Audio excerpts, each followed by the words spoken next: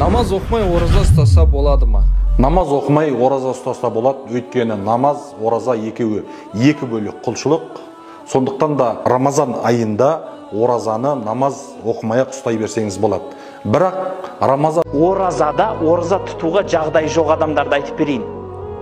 Біріншіден, бала көтерген әйелдер, баланы босанған нифас әйелдер, айлық қонағы кеп жүрген хайыз. Ораза ұстаушы таңғы сәресіне ұйықтап қалған жағдайда ол адам ештеңе ішпей сол оразасын жалғастыруы тиіс. Сөйтіп ауыз ашар кезде аузын ашады. Бірақ сол күнгі ораза толық есептеледі. Расында Алла Тағала және періштелер сәресіге тұрған адамдарға салауат айтады дейді. Алланың пендесіне айтқан салауаты Алланың рахматы. Періштелердің айтқан салауаты Алланың сүйікті құлдарына Алладан кешірім тілеу. Алла осы пенделерді